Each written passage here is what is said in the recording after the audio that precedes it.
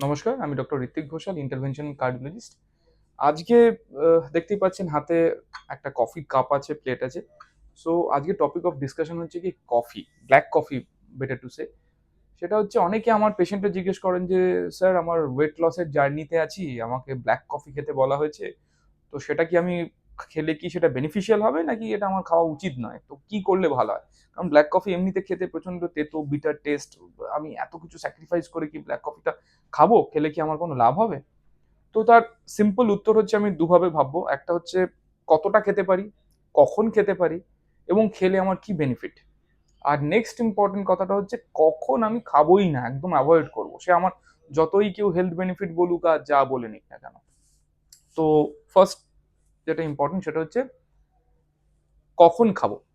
তো আমার বলা ভালো সেটা হচ্ছে কফি খাওয়ার বেস্ট টাইম হচ্ছে বিকেলবেলা 3টে 4টে, তার আগে অবধি, সকাল থেকে বিকেল অবধি। আপনি যদি 3 to 5 cups of coffee maximum দিনে খেতে পারেন, তার কম খেলেও অসুবিধা নেই, কিন্তু তারপরে আর খাওয়ার চেষ্টা করবেন না। নেক্সট হচ্ছে কত কাপ, আমি আবার বললাম সেটা হচ্ছে 3 to 5 কাপস ম্যাক্সিমাম। কারণ প্রায় একটা কাপের মধ্যে 30 to 50 মিলিগ্রামস অফ ক্যাফিন থাকে। তো ম্যাক্সিমাম ডেইলি রেকমেন্ডেড ক্যাফিন হচ্ছে 400 মিলিগ্রামস ম্যাক্সিমাম। সেটা কিন্তু সবসময় আমাদের ইন্ডিয়ান লোকেদের যা ওয়েট বলুন বা হাইট বলুন তার অনুযায়ী সেম নাও হতে পারে। ইউরোপিয়ান বা আমেরিকানদের জন্য তাদের বডি ওয়েট বেশি, তাদের হাইট বেশি, তাদের জন্য অনেকটা বেশি।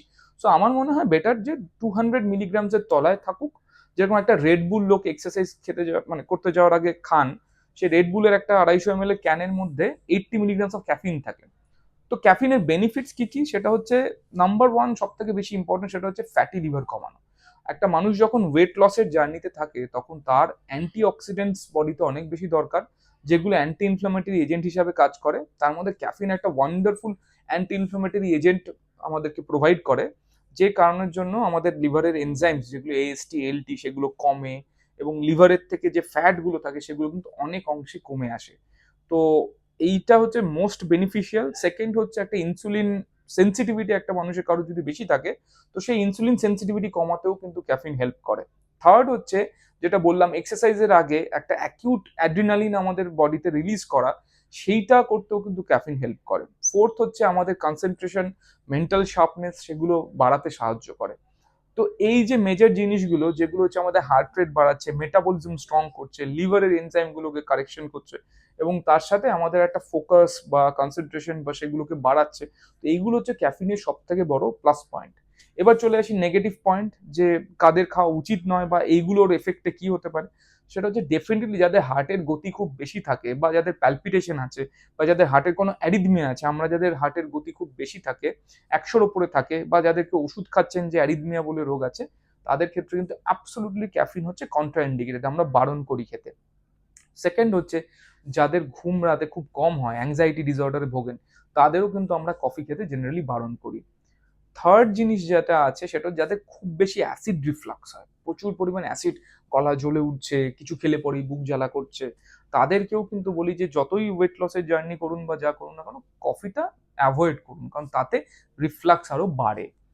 তো এই যাদের সমস্যাগুলো আছে, যাদের খুব অ্যাসিডিটি বেশি, বা যাদের খুব বেশি রিফ্লাক্স হচ্ছে, বা যাদের রাতে ঘুম হয় না, বা যাদের প্যালপিটেশন আছে, এই ধরনের লোকেদের কিন্তু কফি খেতে যাওয়ার কোনো দরকার নেই। তারা কিন্তু চা বা খুব লাইট চা খাওয়াটা বেশি, কারণ তার মধ্যে ক্যাফিনের পরিমাণটা অনেকটা কম থাকে।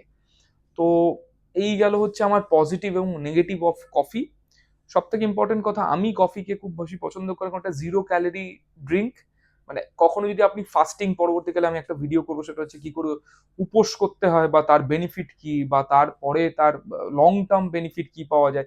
সেই ফাস্টিং এর সময় কিন্তু আমরা অ্যাডিকুয়েটলি কফি এবং জল সেটা খেয়ে কিন্তু আমাদের খিদে কমাতে পারি, এবং তার ফলেও কিন্তু আমাদের ওয়েট লস জার্নিতে এটা বিশাল বড় হেল্প করতে পারে।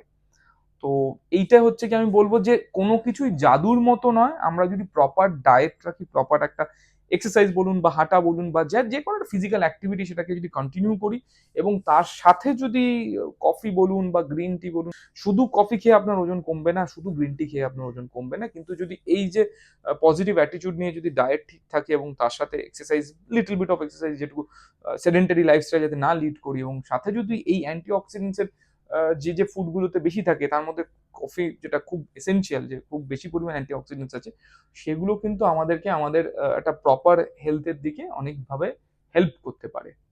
সো বুঝে নিজেরা নিজেদের বডি হ্যাবিটাস, নিজেদের অবস্থা বুঝে সেই অনুযায়ী কিন্তু কফিকে নিজেদের লাইফে ইনকর্পোরেট করুন। প্রথম প্রথম খেতে খুব খারাপ লাগে, অনেকের তো ইভেন বমি পেয়ে যায়। তো বলবো যে যারা ইনিশিয়ালি করছেন তারা একটু হানি দিয়ে বা সামান্য সুইটনার ইউজ করে খেতে পারেন। আস্তে আস্তে দেখবেন যে সেই সুইটটার আর কোনো প্রয়োজন পড়বে না, তখন ব্ল্যাক কফি আপনার স্টেপল হয়ে দাঁড়াবে।